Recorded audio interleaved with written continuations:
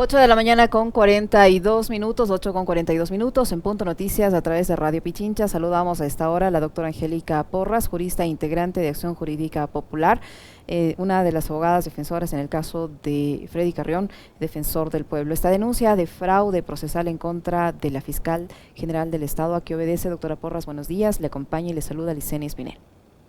Muy buenos días, Licenia, muchísimo gusto de estar aquí. Muchas gracias por la oportunidad. Bueno, nosotros debemos primero partir de qué es el delito de fraude procesal.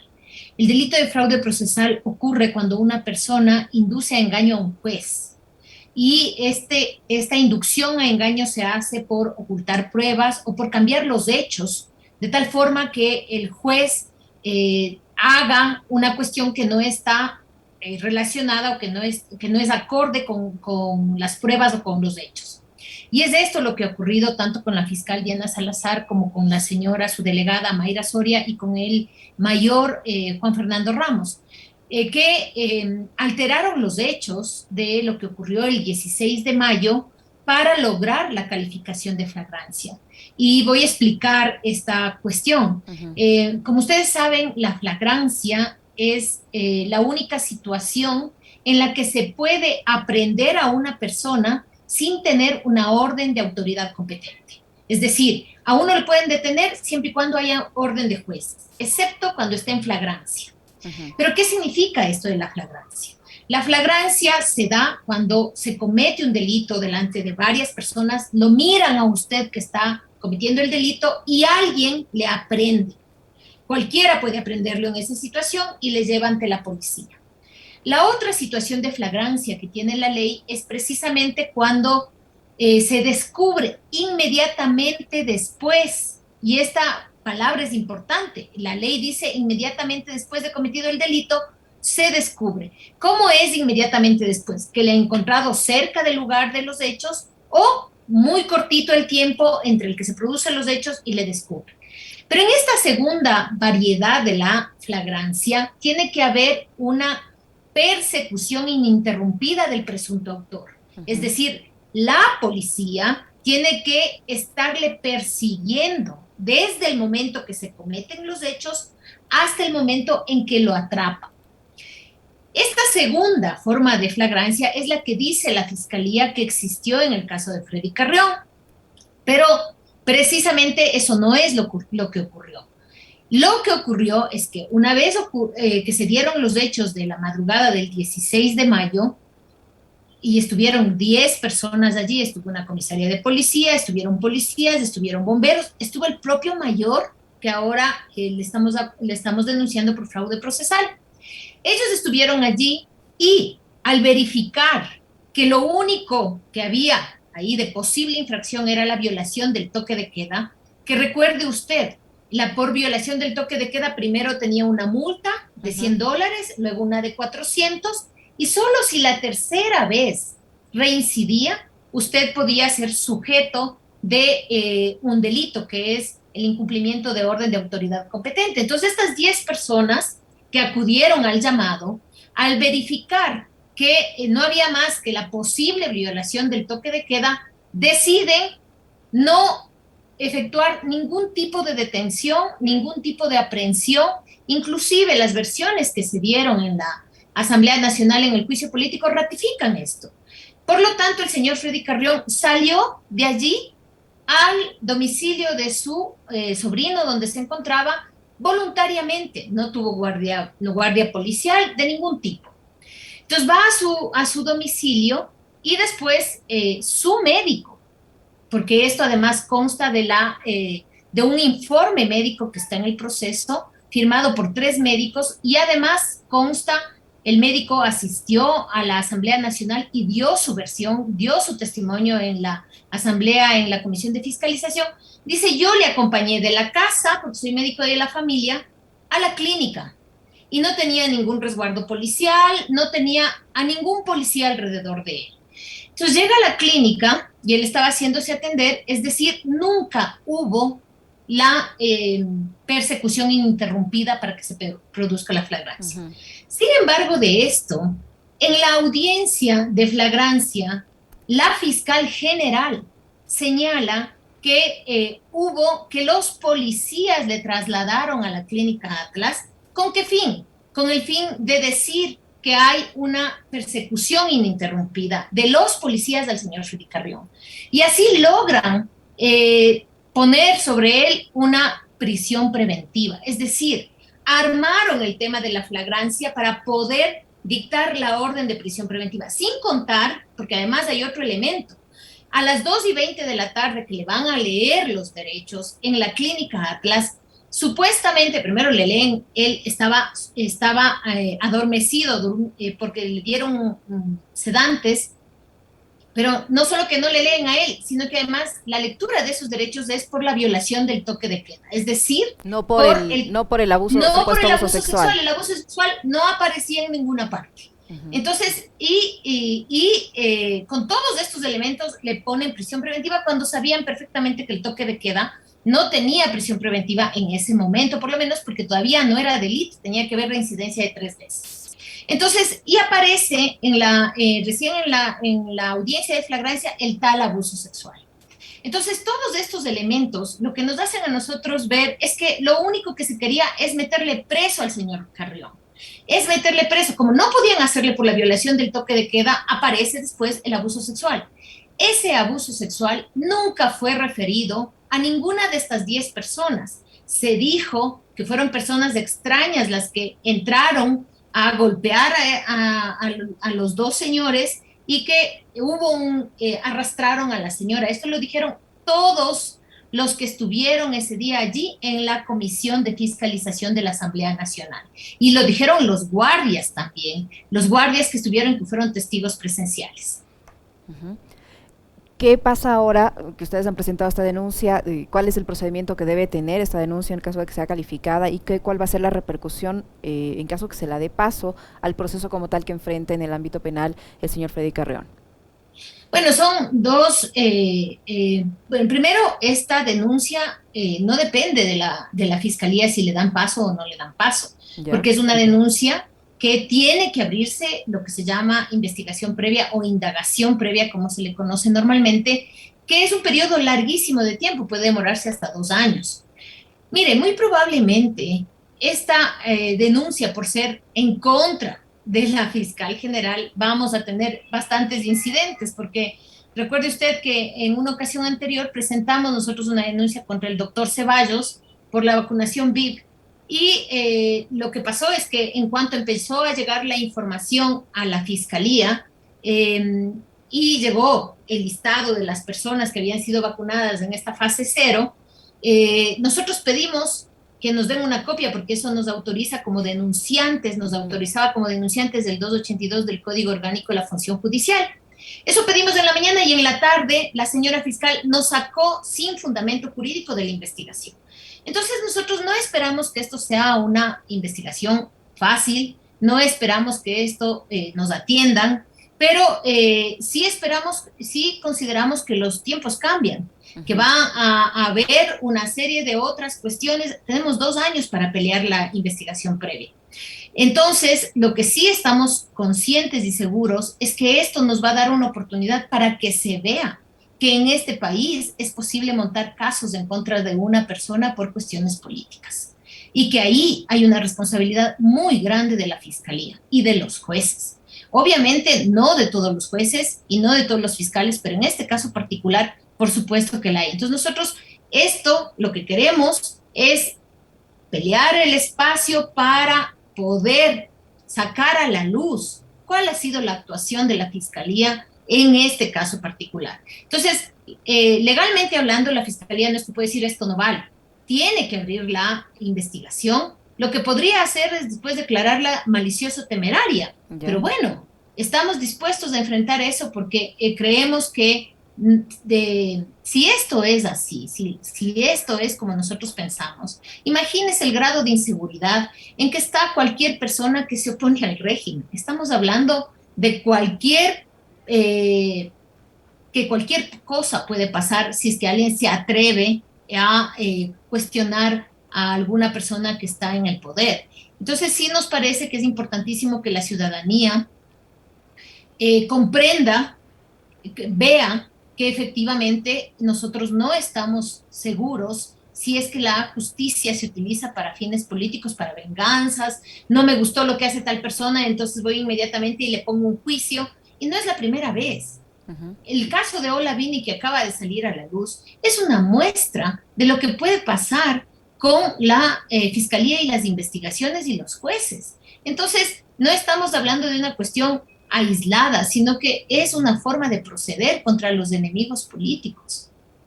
Con todas estas evidencias, doctora Porras, ¿cómo es que los jueces no toman en cuenta este tipo de denuncias? Si hay las declaraciones de los Así propios médicos, de las personas que estuvieron en el lugar y que señalan todo este tipo de irregularidades, ¿cómo es entonces que ni siquiera se da paso a los pedidos de cambio de medida cautelar en el caso del señor Freddy Carrión? Mire usted que el Tribunal de Apelación de la Corte Nacional negó el recurso de apelación sobre el habeas corpus, que ya había sido negado al defensor del pueblo Freddy Carrión, es decir, él va a permanecer en prisión preventiva, pese a que la Corte Constitucional dice que hay un abuso de la prisión preventiva, que por amplió el supuesto. tema para delitos mayores de 5 años. ¿Cómo es entonces que en este caso específico ni siquiera esa resolución de la Corte Constitucional se pone en práctica? Y fíjese usted, yo debo decirlo con mucha pena, por los jueces que atendieron la apelación del habeas corpus, que hay un espíritu de cuerpo que es insano en la Corte Nacional. Porque, claro, el argumento de la fiscal cuando fue a la Asamblea Nacional fue que ya 10 jueces habían revisado la supuesta prisión preventiva. Claro, pero la revisaron mal, porque no hubo flagrancia, no hay indicios de que el señor Freddy Carrión fuera el agresor sexual, no hay indicios siquiera de abuso sexual, es que no los hay. Entonces, y esto lo puedo decir porque las personas que fueron a declarar en la comisión de fiscalización, y eso fue público, está en los videos que se publicaron de la propia comisión, dicen y señalan lo que pasó y todos ellos son congruentes en decir, cuando llegamos al lugar de los hechos, ellos manifestaron que fueron personas extrañas las que ingresaron y los agredieron. Y los guardias, los dos guardias que fueron testigos presenciales y directos del video que circuló, que en una primera instancia hacía parecer que ese era el abuso sexual, ellos indican cuáles fueron las circunstancias y que lo que pasó es que la señora bajó a buscar a sus agresores, a estos agresores extraños, y estaba en el subsuelo y estaba muy alterada. Entonces, cuando Freddy Carrión le jala, el guardia dice que lo que le dijo es, sal, volvamos al departamento, vamos a buscar en las cámaras, ya están viendo en las cámaras para verificar quién es la persona que nos agredió. Entonces, todo esto está y lo dijeron en la Asamblea Nacional. Y hay una cosa muy relevante que no ha tenido repercusión en los medios, pero que es gravísima. Ujú. Uno de los testigos que fue allí a señalar qué es lo que había pasado, dijo que él había recibido, había tenido una reunión con el asesor de la señora y que él le había dicho que él recibió una llamada, que ellos, perdón, ellos, los dos, habían recibido una llamada del señor Jorge Guáquez y que ahí les había expresado el respaldo del gobierno para de todo, hacer todo lo posible para que Carrión no siga en el puesto. Y que incluso le había dado un guión a la señora de lo que había que decir en el testimonio, que dicho sea de paso, las versiones y el testimonio cambiaron 3 veces. Entonces, esto es algo muy grave porque hay una relación directa con la tesis que ha venido planteando Freddy Carrión de que esto fue forjado y fue forjado por el tema de octubre de 2019. Ujú. Entonces, todos estos elementos y sobre todo también la resistencia del Poder Judicial a mirar el proceso, porque no es una cuestión de entender o aceptar las argumentaciones nuestras, no es eso, es solamente mirar el proceso, ver qué dicen las versiones, porque las versiones todas las versiones, bueno, no todas, casi todas las versiones son tomadas antes de que se haga el parte policial. Y esas versiones de los propios policías ya dicen que efectivamente no hubo flagrancia. Y luego aparece un parte policial a las 8:30 de la noche que dice que fueron los policías los que le llevaron a la clínica. Entonces, eso es realmente grave en la constitución de este delito, que lo que busca es lo que busca obviamente es que el defensor no vuelva a su puesto, que además es lo mínimo, no importa eso. Pero se puede imaginar usted lo que significa que a una persona que ha labrado su prestigio, su profesionalidad durante tanto tiempo, le acusen de un delito de esa naturaleza, que más es un delito sexual, es un delito contra el que no hay cómo defenderse contra esa acusación, porque hay un estigma social tan fuerte que es muy difícil defenderse. Claro. Entonces, y peor a alguien como el defensor del pueblo. De hecho, escuchar al defensor, nosotros mismos como colectivo, cuando recién salió el video, le pedimos al defensor del pueblo que renuncie, porque nos pareció terrible lo que pasó. Después, cuando nosotros revisamos el proceso, leímos todo el proceso porque son 10 cuerpos, pero en el primer cuerpo ya usted puede ver que ahí no hay nada jurídicamente hablando, absolutamente nada, no hay elementos de convicción. Y sin embargo tenemos a una persona presa por 100 días con bastantes probabilidades de que le sancionen y le enjuicien, ya va a la audiencia de juicio y que le condene por un supuesto abuso sexual que no tiene ningún elemento de convicción. Es terriblemente grave la situación, doctora Porras. Para finalizar, ¿usted conoce por qué ahora en el ámbito político se pide la vinculación o la investigación de la ex vicepresidenta de la República? ¿Qué tiene que ver ella en este caso? Y también ese dinero que se habría encontrado en este departamento, ¿de quién es? ¿A quién pertenece? El tema de ese dinero es una cuestión muy rara, porque la esposa del señor Freddy Carrión lo denunció desde el principio. Fíjese lo que ocurrió. Una vez que todo el mundo se fue a su casa, más o menos a las 11 de la mañana llega la fiscalía al lugar de los hechos a levantar indicios, a ver qué ha pasado. No en flagrancia, simplemente levantar indicios. Y estando allí la policía y la fiscalía, llega una persona familiar de los señores. Llega una persona, entra, y esto está en la bitácora, entra al dormitorio y está saliendo con una mochila. Cuando ven, la policía le dice que lleva en esta mochila, aparecen los 46,000 y algo, casi $47,000.